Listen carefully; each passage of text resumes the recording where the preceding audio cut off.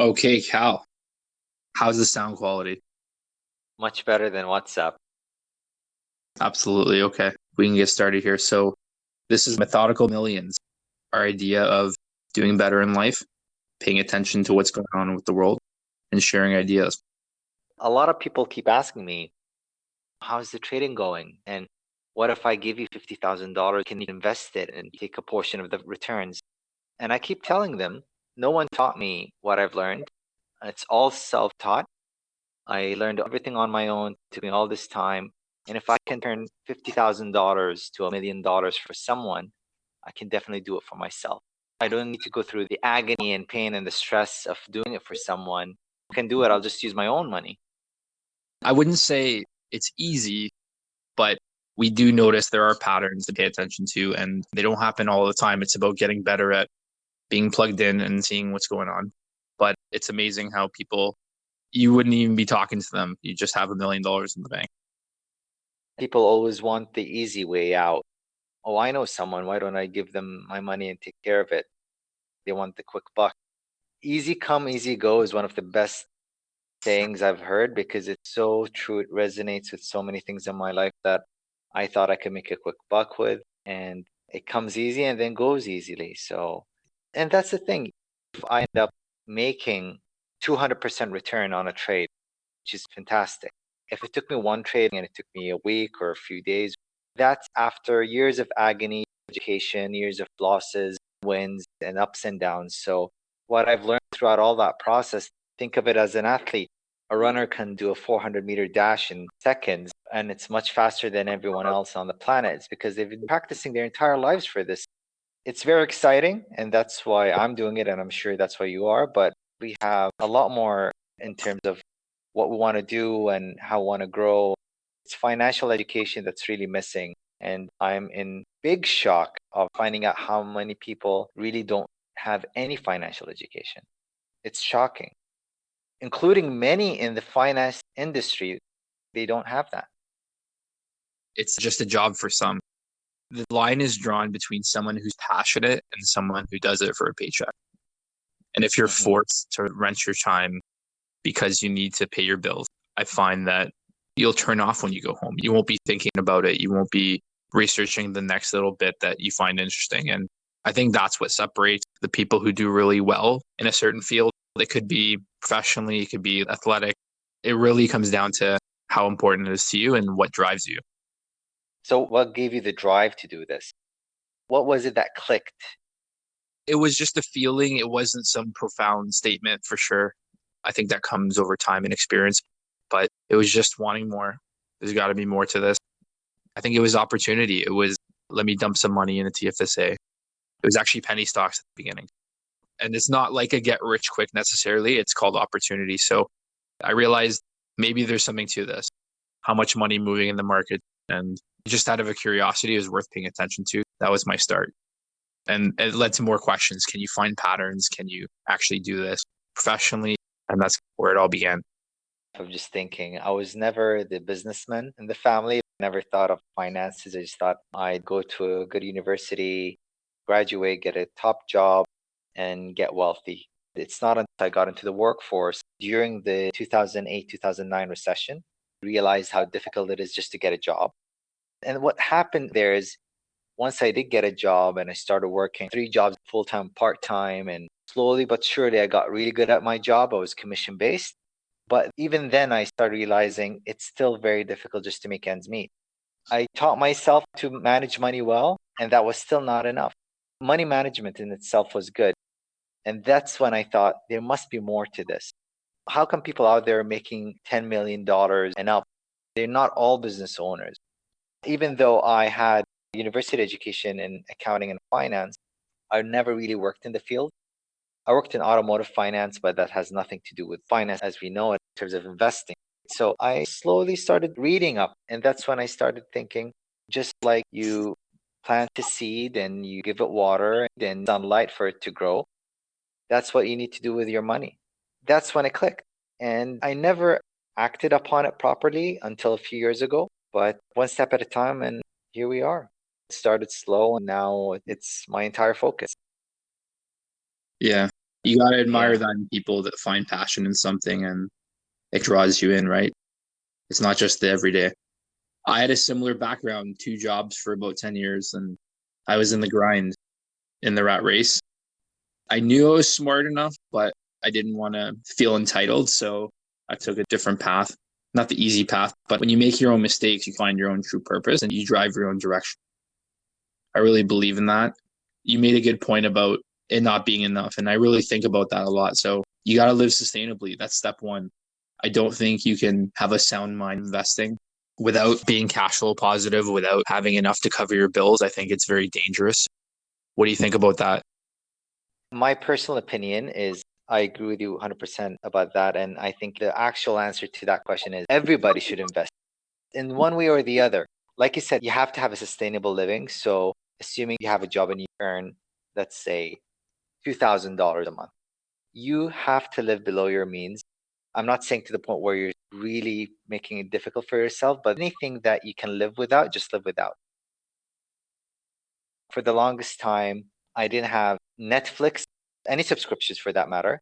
I just subscribed to Netflix. So it's been only 4 months for me as a Netflix subscriber, and that's because my wife enjoys it. And we recently married.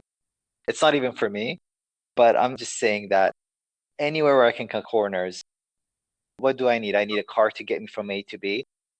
Those who don't know me, I'm a big car fan. I enjoy cars a lot, but it doesn't mean I need to drive a sports car.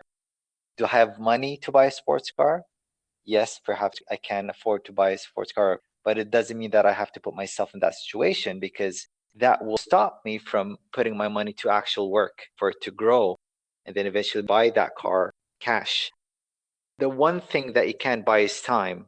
And that's where I think everyone should invest in something, whether it was markets or to a business or their passion. But I think everyone has to invest for them to have an enjoyable life. That is 100% key. I call investing building the future of the world. Every dollar has a Well purpose. said. I mean, past sustainability, you need to pay your bills. That's an emergency. That's an essential. Yeah, And I grew up that way. Spend my paycheck on the second day it comes in the bank. But it's a mix of saying, well, can I invest in myself, whether it's education or I believe in breaking the rules. That way, if you know you're going to get a return, you can really improve your life. That's important. Use your judgment. But eventually, if you grind at it enough, you budget, you pay attention, you'll realize I didn't need that third coffee. I didn't need that extra pair of shoes. You have to slow down a bit and say, what's really adding value to my life at this point? And that's where I think people cross that line. So I think it is a self discovery process. I really believe that in life, you have to seek out something, seek out good mentors. You can't just be force fed something. And that's what made me shy away from school after is what else is there? This can't be it. Because at what point do you stop and say, okay, I've done everything people have asked of me. When do I start making my own decisions? When do I follow my own passions? When do I go through my own struggles? So it's a personal journey, life's a journey, but I think it's empowering. I think you get a lot from making your own mistakes and then reap the benefits over time. It's definitely not overnight. for sure. But just going back to the point where you mentioned school, do you think some might argue that that's not necessarily the right thing? What's your counter argument? It's called marginal benefit. I did it post secondary for a year and a half or so. Immense value. I really believe in that. But once you teach yourself how to learn and think, I mean, what better time to make your own decisions than at 20? Why wait till you're 50? Why wait till life has passed you by? Being able to have conviction about life, I think, is really powerful. So people will say, oh, you have to go to school, you have to get this job. But if you can stand on your own feet, I think that opens the doors to discovering who you truly are, discovering your passions. And I think just being curious about the world leads to good things. So it's not about trying to change the world overnight. It's not about trying to set these immense goals. It's about leaning into, hey, you know what? This is interesting. Or, no, I don't have to do things this way. My counterpoint to school in its own, the fundamentals of school are that there's one right answer for everything. The best thing I ever came across, there's actually almost always more than one right answer.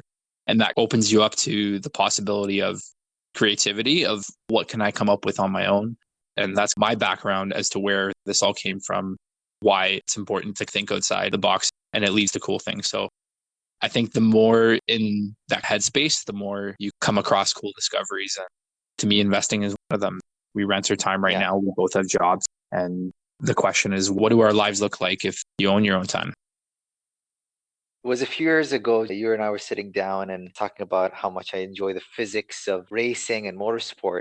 And you were able to help me find so much information online on what I was really interested in terms of notes and research and books that's available to me that I didn't have to go to school for. It's all online and it's so abundant. It's far beyond anyone would ever need. I could probably specialize and become an engineer by really focusing and studying everything online.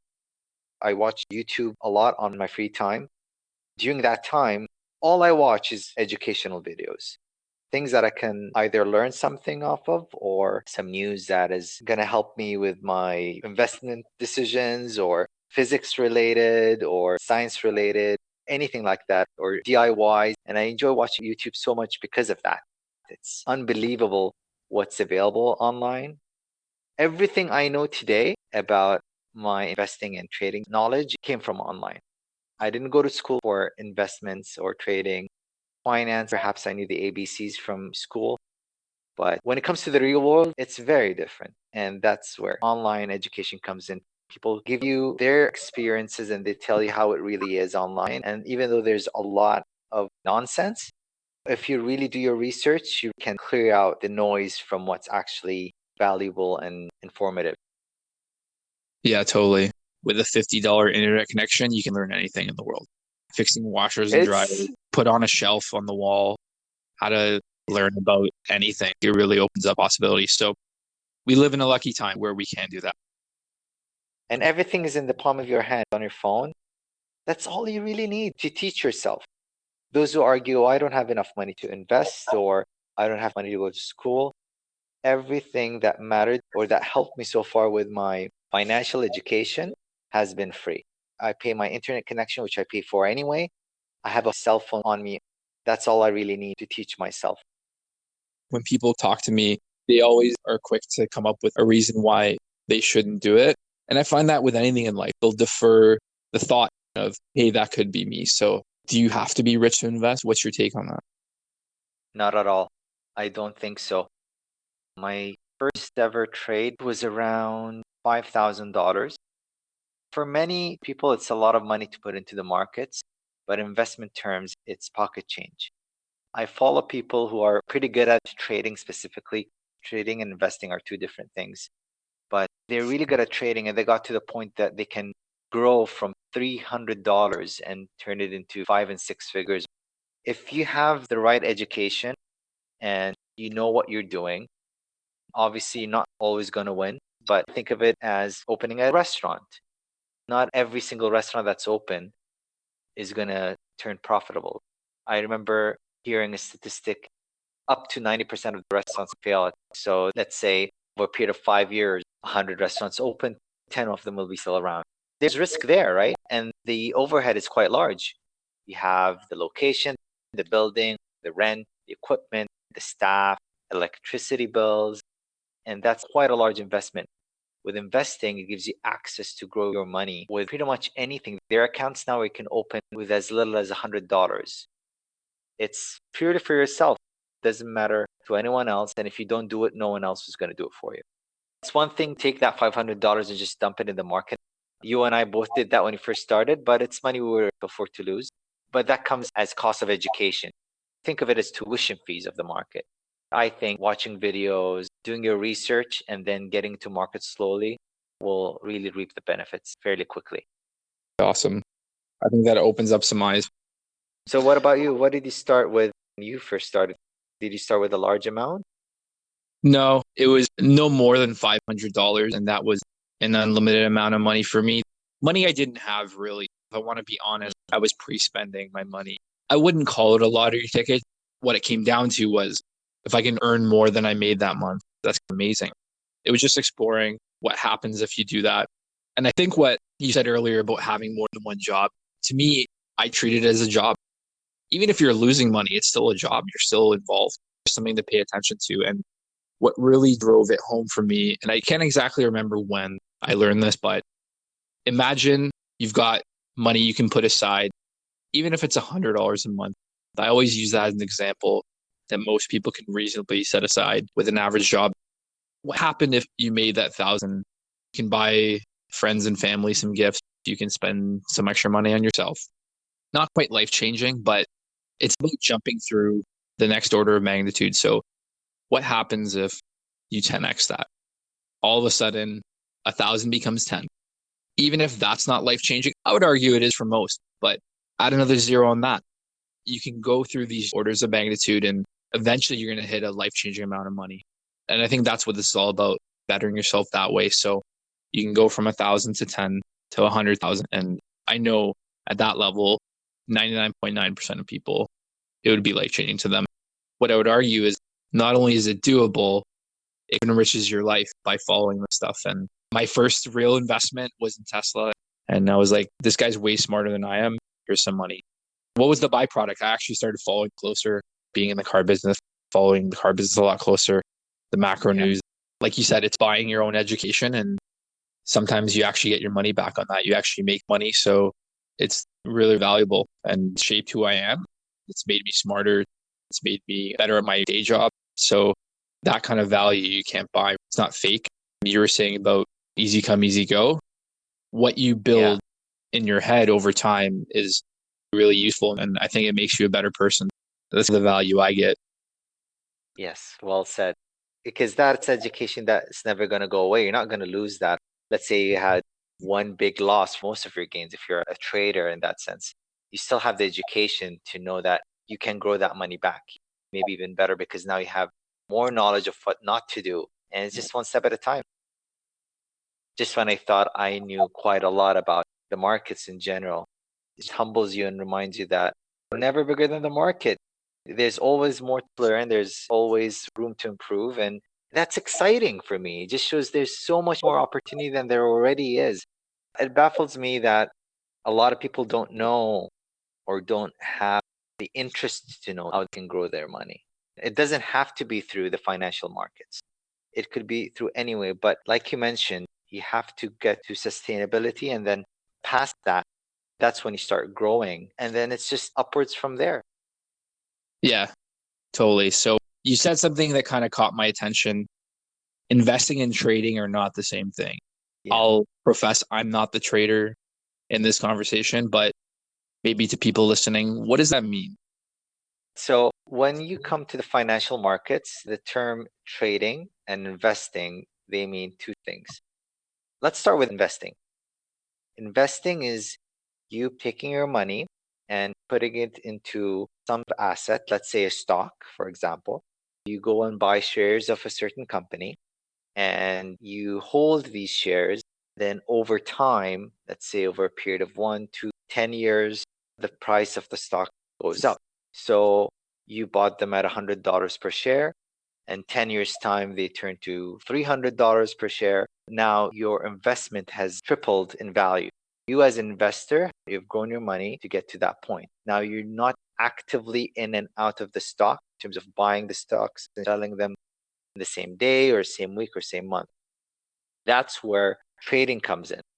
Now, investing, before I go back to trading, has more to do with you believing in the value of the company because you're putting your money into that company, believing that over the long term, the company's going to grow and you're going to grow with it. You're being a shareholder of that company, you're being a partner, if you like, of the company, and you own part of that company and you believe that's going to grow and you're going to grow with it. Now, in trading, a lot of that doesn't become relevant anymore. So what you do is you look into an asset, again, let's say a stock of a company, and you buy it at a certain price, hoping to sell it at a higher price in the near future. Many do what they call intraday trading. So you buy and sell the stocks in the same day, trying to make money out of the movement of the stock. So from $100 to 101, you make $1 per share. Multiply that times 1,000, that's $1,000 you've just made. So with that, the fundamentals of the company doesn't matter as much, but what matters is perhaps the news on the day, maybe the amount of volume, meaning the amount of people who are trading that stock at that particular time. I'm getting a bit too technical with it, but you're scalping the movement. You're buying at a certain price, selling it in a relatively short period of time. It doesn't have to be in the same day. It could be over a week, over a month, and then selling it. That's basically the difference between the two. I think a good balance is to trade and to invest. But for those who have no interest in trading, which is completely fine because it's not for everyone, I think investing is a must for everyone. There are advisors out there that can give you advice. The banks can even help you on doing it on your behalf, like mutual funds and things like that. It's accessible to everyone. Now, the growth rate is up for argument, but it's a form of making your money grow. Yeah, well said. What do you say to someone who, I get this a lot too, oh, that's risky, or you're going to lose your money? What do you tell to someone like that who won't even think about jumping in? Like I mentioned earlier, let's say you want to open a restaurant, and even that has risk. There's no guarantees that you're going to be successful, that your business is going to be profitable. There's risk with everything. The fact that you're not putting your money into work is risk in itself, because you're betting that your money is better off sitting in a savings or checkings account doing nothing than the markets would perform. Funny that I say this because right now in this current situation, that's arguably the case. Being in a cash position where money's in the savings account is better than putting it in the markets, but some people are capitalizing on that opportunity. But generally speaking, for the entire period of the existence of the stock market, it's not been the case. It's actually been the case that you're better off putting your money to the market, and there is risk with absolutely everything. Nothing is guaranteed. You putting your life at risk just by commuting to work and back. It's all about probability, and the probability of you getting into an accident and something bad happening to you that might be hindering you from doing your job and maybe losing your job over it is also risky. You don't have to put all your money all at once into the market. Even if you have $100,000 sitting in the bank, take $1,000, just see how it reacts. And then when you start seeing that you're slowly making money, and let's say you make an average rate of return of 10%, you notice that 10% a year multiplies. And if you go buy dividend stocks, then you have also dividend income on top of that. And then it's just really exponential growth from there. If you just put your money into the market and forget about it, you don't even have to watch the markets every day. You don't have to watch the markets ever. Even during these times, if you're in this for the long haul, then what we're seeing right now today, for those who are listening to this way in the future, it's quite a volatile time right now with the coronavirus. The markets are down and up quite a lot, but that could be all noise for those who are doing this to retire in 25 years. So this is gonna balance out eventually. Don't know how long it'll take, but we've always had these periods every 7-8 years. It's nothing uncommon. Yeah. What you're saying is it's worth knowing when to move and when to not. So the awareness is important. What would you tell someone who says it's too risky? Can you quantify the risk? Let's say you get someone who's more methodical, someone who's an engineer, someone who likes to be analytical. How do you explain that to them? Is there math behind that kind of question? Yeah, there is, but it depends on what position you plan on taking. So if you say, what's the risk when it comes to investing? I don't know the exact figure, but it comes down to what are you putting your money into? At what price are you buying that asset? Are you buying gold? Are you buying a stock? Are you buying it at relative highs? Is there potential for future growth? And you do the math based on that. So let's say if you're trading, it seems that the statistic is 9 out of 10 traders lose money. Everyone who is trading, they believe they're one of the 10% that will make it. But when it comes to investing, it's a different story. What are my odds of actually making money? Well, it depends on what you're buying and at what price. Then you can do the math using the statistic of the S&P doing anywhere between 10 to 14% annually on average. Where would you get 14% return? Unless you're an entrepreneur or you're an investor where you put it into a small startup or you put it into some sort of business, there's a chance you can make multiples of that. But your odds of losing the money would be also quite high. Agreed. And banks will give you a percent losses to inflation. You actually are losing money. It's the leaky ship analogy that a lot of people talk about. I think that's an important conversation. What I heard, correct me if I'm wrong, what a stock price should be is the future value of the company. So if you believe the future value in the company is 10x, they've got a lot of room to grow. The first iPhone launched, the first Tesla on the road, whatever that inkling is, then that's a play. If all your neighbors are getting Amazon delivered or watching Netflix, that's kind of how I deconstruct my investing thesis, which is, are they beating out the competition? Things like that. So do you think there's any merit to that kind of thinking? Yeah, for sure. And it's exactly the case.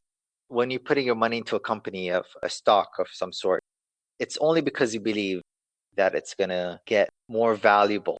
It's going to grow from this point onwards. You believe that you're buying shares of a company at fair value that you think in 1 year, 5 and 10 years, it'll grow quite a lot more. Even though you might think that this would be the future value of the company at this price, it's correct. It's based on the projections of where the company would be in the next quarter, next year, but you're buying it at a price that you believe is fair. And sometimes you can get stocks at a bargain. There are many companies that are trading way under their actual potential value. And we see that with a lot of tech companies that start up with a relatively cheap stock price, and they can spike quickly even if they're not profitable. It's a good point because I follow tech quite religiously. That's my passion. Growth trumps all in a lot of cases. And you'll see that with the Ubers, the Amazons. And Amazon is the victor there who showed that slow growth over a long time and not making money, but consistent growth is super important. So long-term vision, right? And I don't follow the news. I don't follow blog posts. I actually will get the info from the source. So you can listen to earnings calls from public companies. And I don't really quite do it often, but you can follow financial statements. There's all these levels of education you can give yourself. You don't have to be a trader. You can do it at your own pace. And I think that's quite exciting. What do you think for those who perhaps would say, why wouldn't you help me with this? The conversation I started with, what would you have to say to those people? Let me give you $50,000 and would you trade for me? We talked about it. The value people get in doing things on their own is through that process. It's not just a quick money in, quick money out. And part of it is the relationships that would get soured. I'm more humble than that to think I can just go turn 50K into $1 million. It's not overnight. And there's a flip side to that. Don't listen to people who tell you not to do something. I've got a famous quote I like to say, no one will write you a check for missed opportunity. If you don't take that job offer, if you don't take that chance on a business, if you don't take that investment, don't go knocking on their door saying, oh no, it went up 4 times. No one's going to write you that check. So I think we'll wrap that up for today's episode. Thanks to all our listeners for tuning in. methodicalmillions.com if you'd like to follow future episodes, and info@methodicalmillions.com if you'd like to send us some feedback. Thanks, everyone.